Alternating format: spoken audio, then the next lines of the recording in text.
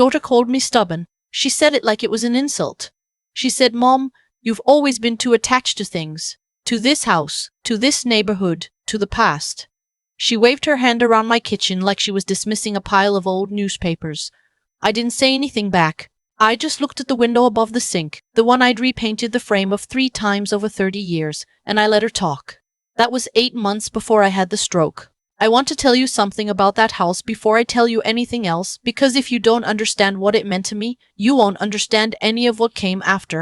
I bought it in 1989 with the life insurance money from my husband Frank. Frank died of a heart attack at 51 years old on a Tuesday morning in April while he was getting dressed for work. He was putting on his left shoe when he fell. I know it was the left one because it was still untied when the paramedics came. We had been married 26 years. We had one daughter together. She was 19 when her father died, already at community college 2 towns over, and I remember driving to tell her in person because I couldn't say it over the phone. The insurance payout was $140,000. In 1989, in our part of Ohio, that was enough to buy a house outright and still have some left over. I chose a little Cape Cod on Maplewood Drive in Kettering. 3 bedrooms, 1.5 baths, a backyard with a silver maple that dropped leaves all of October. I paid $87,500 for it, cash. The deed had only my name on it. I worked as a licensed practical nurse for 22 years after Frank passed. I raised my daughter on that salary in that house. I repainted the kitchen twice. I put in new carpet in the living room in 1997. I replaced the water heater in 2004. I planted a rose bed along the south fence and tended it every spring. That house was not just property. It was the physical proof that I had survived something unsurvivable. My daughter's name is Renata. She got Frank's dark eyes and my stubbornness, though she would never admit to the second part. She was a sweet girl when she was young. Really, she was the kind of child who brought home stray cats and cried during commercials. I don't know exactly when things shifted. Maybe it was when she married her husband Gordon in 2011. Gordon is a salesman, not in the profession sense. I mean in the personality sense. Everything with Gordon is a negotiation. Every conversation has an angle. I tried to like him for her sake, and for a while I convinced myself I did. They settled in Columbus, 45 minutes from my house. They have 2 kids, my grandchildren, who I love completely and without condition, even now. Especially now. Things were fine for years. Then they weren't. It started small. Renata began calling less. When she did call, she sounded distracted, like she was doing 3 other things at once. Gordon started making comments, gentle ones at first, the kind you almost don't notice. This old house must be a lot to keep up. Had you thought about downsizing? A woman your age, living alone. I was 66. I was walking 3 miles a day. I'd just taken a watercolor class at the Dayton Art Institute. But I listened politely. That was my mistake. The stroke happened on a Thursday in March 2.5 years ago. I was washing breakfast dishes and I felt something strange at the back of my head. Not pain exactly, more like a door closing very fast inside my skull. Then my right hand stopped working. I remember looking at my hand. I remember thinking that was strange. I remember trying to turn off the faucet and not being able to figure out how my fingers were supposed to do that. Then I was on the floor. The neighbor across the street, a retired postal worker named Art who walks his beagle every morning, saw my front door wide open through his kitchen window. He came over. He found me conscious but unable to speak properly. He called 911. I want to say something about Art right now. He is a man I had spoken to maybe twice a year for a decade, mostly about the weather and once about a package delivered to the wrong house. He saved my life. I have not forgotten that, and I won't. The hospital stay was 11 days. The stroke was what they call a moderate ischemic event. It affected my speech and the use of my right hand, but the damage was not permanent. I needed inpatient rehabilitation. I was transferred to a skilled nursing facility in Beaver Creek for what was supposed to be 6 to 8 weeks. Renata came the first week. She brought flowers. She cried a little. She held my hand. She said, "Mom, we're going to figure this out." I believed her. What I didn't know, what I couldn't know because I was spending my days relearning how to form sentences and button my own shirt, was that figuring it out meant something very different in Gordon's mind. I found out later, piece by piece, mostly from Art and from my attorney. 3 weeks after my stroke, Renata and Gordon drove to my house with a moving truck. Not to check on things, not to order my rose bed or collect my mail or make sure the pipes were okay. They came with boxes. They moved in. They told the rehabilitation facility that I had given them permission to keep an eye on the property. No one called me to verify this. I was in speech therapy. I was trying to get the word refrigerator to come out of my mouth in the right order. They brought their furniture. They put my things, my 30 years of accumulated life, in the garage. My photo albums. Frank's armchair. The ceramic lamp I bought in New Mexico on a road trip in 2003. In the garage. Their kids enrolled in the Kettering School District. Gordon looked up what it would take to put the house in their name. I learned later that he had actually consulted a real estate attorney about adverse possession laws in Ohio. He wanted to know how long they'd have to live there before they could make a legal claim. The attorney told him that wasn't how it worked, and that if the owner was still alive and had not transferred the deed voluntarily, they had no claim. Gordon thanked the attorney for his time. Then he tried a different approach. Renata came to see me at the facility about 5 weeks in.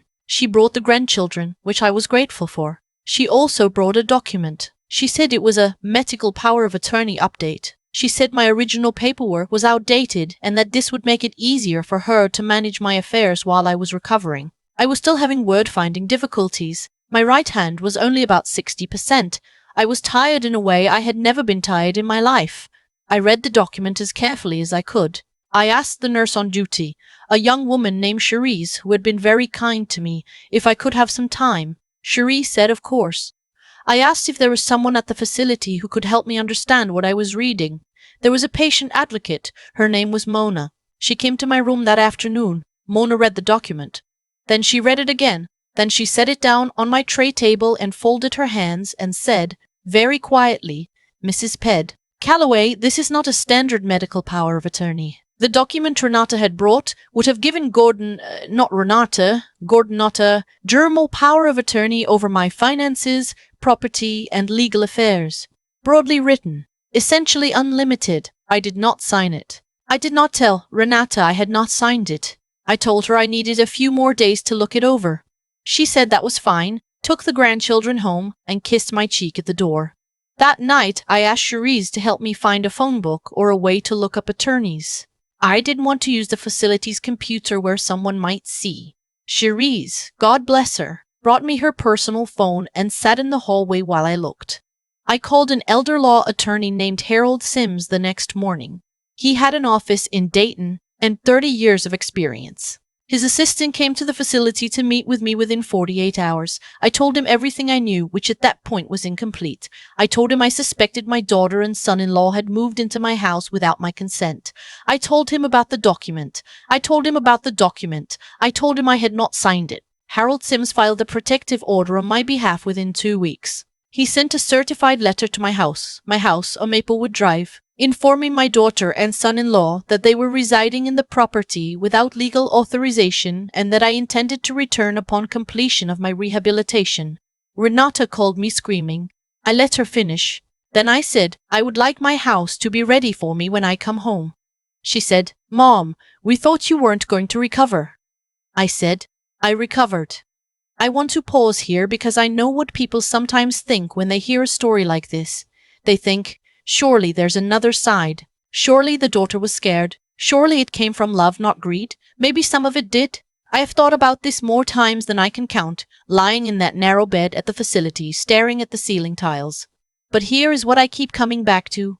Renata did not ask me. She did not sit beside my bed and say, Mom, we'd like to stay at your house while you're recovering. Is that okay? She did not call me on the phone and say, Mom, the kids need to stay in school and we can't keep commuting. Can we work something out? She made a decision about my life and my property as though I had already ceased to exist. That is not fear, that is assumption.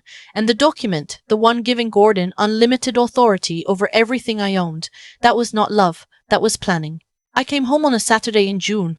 My physical therapist had cleared me. My speech had returned to about 90%. I still sometimes lose a word and have to reach for it, but I am mostly myself again.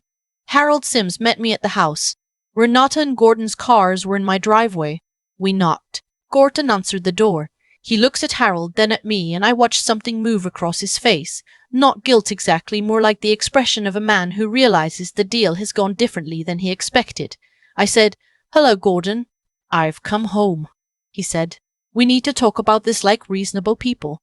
I said, Absolutely. Harold is here to help us do that. They had 2 weeks, per the attorney's letter, to remove their belongings. Harold had already ensured the deed was clear and undisputed. Ohio law was unambiguous, and Gordon's little inquiry with the other attorney had gone nowhere. I owned my home. I had always owned my home. Nothing had changed legally. What had changed was everything else. They left on a Tuesday. I watched from the porch. Gordon carried boxes with the grim efficiency of a man who is very angry but has been advised not to say so. Renata made 3 trips for kitchen items that were hers and not mine, and on the last trip she stopped at the bottom of the porch steps and looked up at me. She said, "I hope you know you've ruined our relationship." I had been prepared for something like this. I had rehearsed being calm, but when she actually said it, when she stood there and told me that I had ruined it, that the accounting of what had happened began with me, I felt something go very still inside me. I said, "Renata, I almost died. I spent 11 weeks away from my own home because my body gave out and I needed help. When I came back, I needed to come back to my own house. That's not ruin, that's just what's true." She didn't say anything after that. She got in the car, they drove away. I stood on the porch for a long time after the sound of the engine faded. The silver maple was just starting to come in green. My rose bed, untended for nearly 3 months, was overgrown and needed cutting back. Art's beagle was barking at something down the block. I went inside. I put on water for tea. I sat at my kitchen table, my kitchen, my chair, and I allowed myself finally to cry. Not for the house. I had the house. I cried for the version of my daughter I had been holding on to for 30 years, the sweet girl who cried at commercials, who I had driven 45 minutes to tell her father was dead because I couldn't say it over the phone. I cried for all the years I had quietly excused Gordon's comments and told myself it was just his personality. I cried for the word finding and the narrow bed and the ceiling tiles and Shiri's phone and the moment I had to ask a stranger to help me understand what my own daughter had put in front of me to sign. I cried for about 20 minutes. Then I washed my face and called a landscaping company about the rose bed. It is now early spring. The roses are coming back on their own. They're tougher than they look, roses, once they're established. Art brought over a coffee cake last week and we sat on the porch for an hour. He doesn't want thanks, he says, but I thank him anyway. I have not spoken to Renata since June. She sends occasional texts that I read do not respond to. She has not tried to bring the grandchildren by, which is the part that hurts most, and I suspect that is intentional. I'm told that kind of thing is called using children as leverage. I don't have a good way to think about that yet. I'm working on it. Harold Sims is helping me update my estate documents. My will is clear. My medical directive names a trusted friend, a woman I've known for 15 years from my old nursing unit, someone who has seen the inside of how these decisions get made and respects the weight of them. My durable power of attorney, if I ever choose to grant one, will have defined limits written in by an attorney who knows what undefined language can do in the wrong hands. I tell you all of this not because I want you to be angry at my daughter on my behalf. You can feel however you feel. I tell you because I spent 68 years being a person who trusted quietly and hoped for the best and figured that love would fill in the gaps where legal protection should have been. It doesn't always. That's what I know now. There's something I've thought about telling and kept hesitating on, because it doesn't make me look entirely noble, and I think if I'm going to tell the story, I should tell all of it. The day Harold and I arrived at the house and Gordon answered the door, I had already made one decision in advance. I had contacted a locksmith. After Renata and Gordon finished their 2 weeks and drove away with the last of their boxes, the locksmith came that afternoon. New deadbolt, new handle lock, new lock on the side gate to the backyard. Gordon had made a copy of my house key at some point during those 3 months. I found 3 copies in a kitchen drawer that I did not make, and I didn't want to wonder anymore. While the locksmith was working, I went out to the garage and found my things. Most of it was there. Frank's armchair had a water stain on the arm that I don't think was there before. The ceramic lamp from New Mexico was broken. Someone had set a box on top of it. My photo albums were fine, just stacked carelessly. I brought the armchair back inside first. I put it in the corner of the living room where it has always been. I sat in it. It still smelled faintly of the cedar chest it had been stored in for years, and faintly of Frank, which I know is impossible after so long, but I'll tell you, it's what I smelled. The lamp I swept up and put in the trash. Some things don't need a ceremony. People ask me sometimes, neighbors, old co-workers, my friend from the nursing unit, whether I would do anything differently. Whether there's a version of this where Renata and I aren't estranged, whether I should have handled it more gently. I think about this honestly. If Renata had come to me in that facility room and said, "Mom, can we stay at the house while you're recovering?" I would have said yes, of course. Take the master bedroom. I would have said, make the kids feel at home. If she had brought me a reasonable, limited document and explained what it was and why, I would have considered it carefully and probably signed something appropriate. What I couldn't do, what I still don't think I could have done, even knowing everything it has cost me, is sign away the physical proof that I survived losing Frank. I could not hand that to Gordon. That house is mine. I bought it with the money that came from the worst day of my life. I maintained it for 33 years on a nurse's salary. I planted those roses. I am 69 years old. I walk 3 miles most mornings. The word refrigerator comes out perfectly now. I am still here. And this is still my home.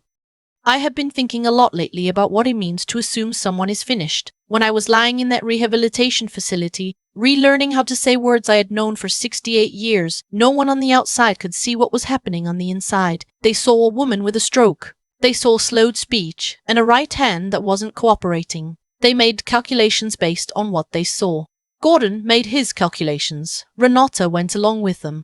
That is the part I keep returning to. Not the moving truck, not the document, not the copies of my key in the kitchen drawer. It's that my daughter looked at me and decided the story was over. She didn't ask, she didn't wait. She simply began acting on a conclusion she had reached without my participation. And here's what I've come to understand about that.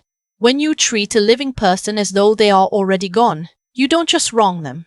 You wrong yourself. You make yourself into someone who acts before the truth is known. You build something on a foundation that was never yours to build on. And foundations like that don't hold. They can't. Not because the universe is keeping score, but because reality has a way of reasserting itself. I came home. I was always going to come home, or I was going to die trying. Either way, the house was mine until it wasn't, and it was still mine. What saved me was not luck. I want to be honest about that. It was the habit, built over decades of nursing, of reading what's in front of me carefully before I sign anything. It was Cherise who gave me her phone without being asked. It was Mona, the patient advocate, who sat down and told me the truth about that document. It was Harold Sims who moved fast and knew the law. It was Art who walked his beagle every morning and noticed an open door. None of those people were my family, and every one of them helped hold my life together when my family was busy dividing it up. I think about what I want to carry forward from all of this, not bitterness. Bitterness is heavy, and I am 69 years old, and I have better things to do with my energy. What I want to carry is this: protect what you've built, not out of suspicion, but out of respect for yourself and for the effort it took to build it. Know what your documents say. Know who has authority over what. Make those decisions while you are well and clear-headed, and make them with people who have earned that trust through years, not just through relation. Renata is my daughter. That fact will not change. But love and legal authority are not the same thing, and I confused them for a long time. I thought love was a sufficient protection. I thought being a good mother meant my child would be a good steward of what I'd built. I know better now, and knowing better is not a tragedy. It is just what happens when you survive something and pay attention. I planted those roses in 1994. 31 years ago. Every winter they look like they're gone for good. Every spring they come back without being asked. Because that's what established things do. They endure. They are tougher than they look. So am I.